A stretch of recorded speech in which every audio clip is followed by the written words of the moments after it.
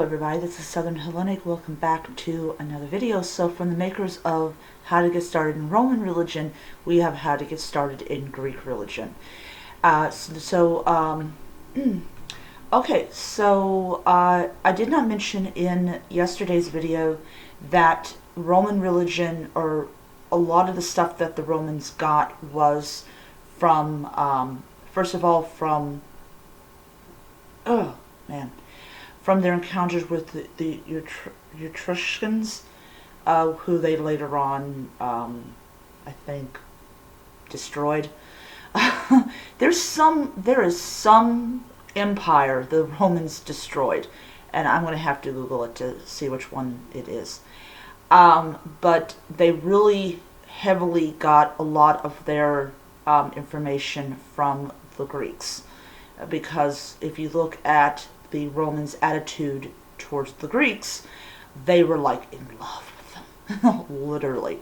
In fact, if you were a Greek, if you were a slave from Greece and you were highly educated, meaning that there's probably a good chance you had once been part of the elite, then you pretty much had a cushy job.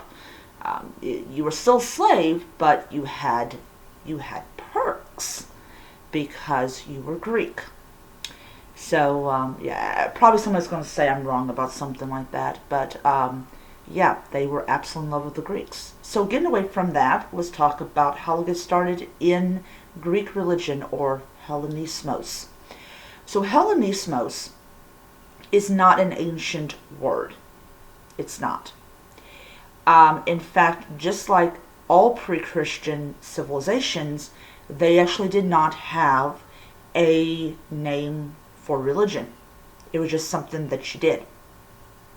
Even the Norse religion didn't have a word, didn't have a name. It's just something you did. So,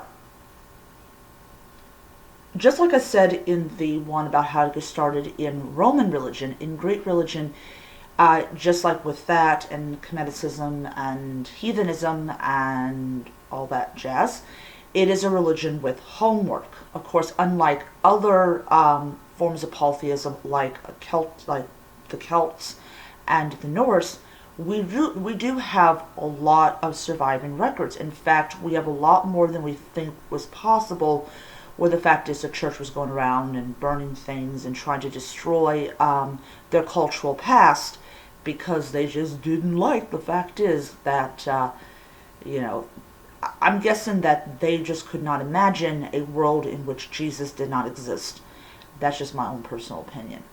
So, the go-to book I always recommend to people, and I don't have the books with me right now because, I'm too lazy and I don't want to get up, is Greek Religion by Walter Burkert. This is a book that is fairly reasonable to buy. A book that I actually have a PDF file for because I'm a member of Helion is actually Old Stone's New Temples. I don't remember the author's name. This book is insanely expensive to get your hands on, which I do think is because I think it's because that's just how it's priced. It also could be because this happens to be a textbook. I don't know. I really have not read that much of the book. I was more getting it for like the edifices and stuff like that, so that I could call the Greek gods by their edifices and all that, which I will actually do a video on edifices at some point. So, hold on one second.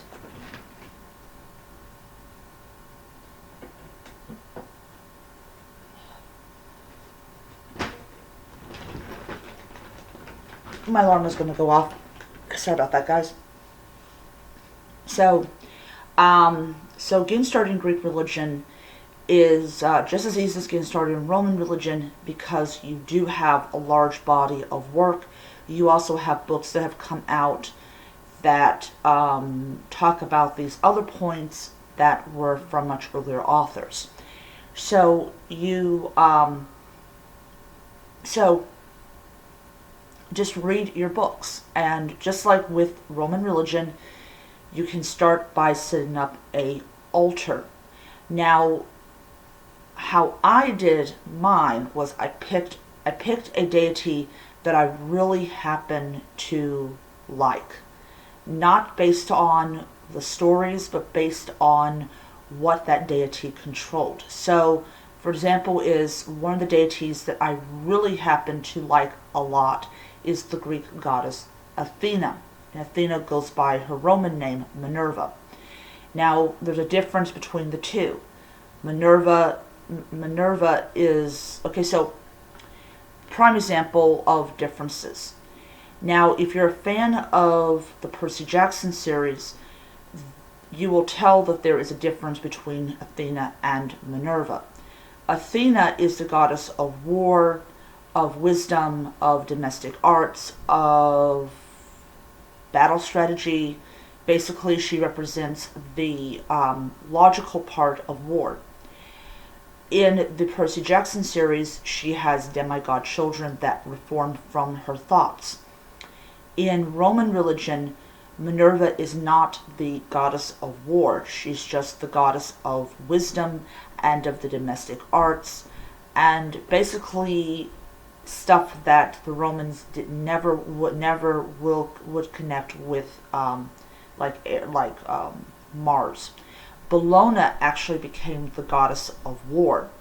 So it's kind of an interesting line that Terminus, who is the god of boundaries, told Annabeth, "Oh yeah, we got rid of her," which means they were not a fan of Athena, but they Romanized her into Minerva, and they basically gave her kind of like a second wheel type of thing. And for a lot of people that get involved in Hellenismos or get involved in Roman religion, Percy Jackson, actually, a lot of people say Percy Jackson was instrumental in them getting involved in Hellenism.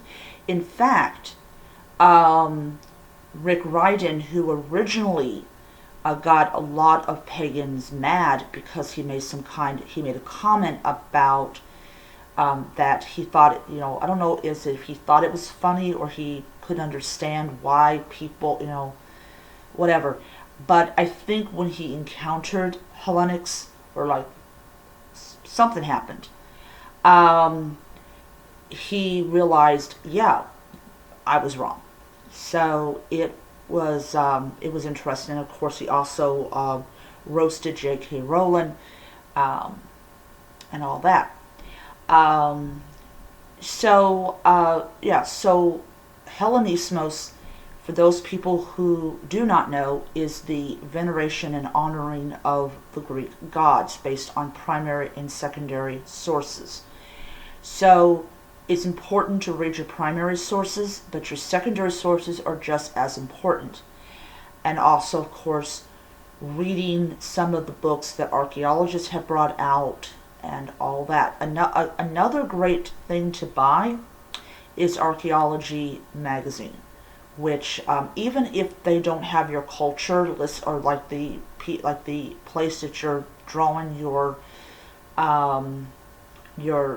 practice from, you can still read about what archaeologists are discovering from different parts of the world, especially in light of us having going through the COVID and all that type of stuff. It's still amazing that digs have restarted and the information is still coming through.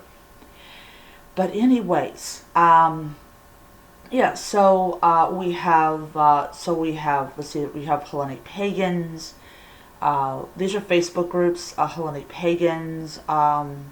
If you want to see what some people's Hellenic altars look like, you can actually join a group called Celebrating Hellenic Altars, which is actually run by a good friend of mine on YouTube, who follows me. Thank you so much for following me. And I'm also on Celebrating Hellenic Altars and everything. So typically I will post a video of my altar, and she will connect it to the account, like, oh yeah, I'm gonna follow you. Her name is Natasha. So go on there and sign up to join. And even if you don't have a Hellenic altar, you can actually you can actually see other people's altars and give you a good idea of where where you can begin. But Hellenic pagans will go and will say, hey, look, we got a files section. They have a files section, and you can actually click it, and it will give you a list of books that the people who are part of the group recommend. You get those books, read them. Maybe you want to post on Facebook a review of the book you read. But so I do hope that this has helped. And until next time, may be happy, healthy, most importantly, be safe, and hail to the gods. Bye.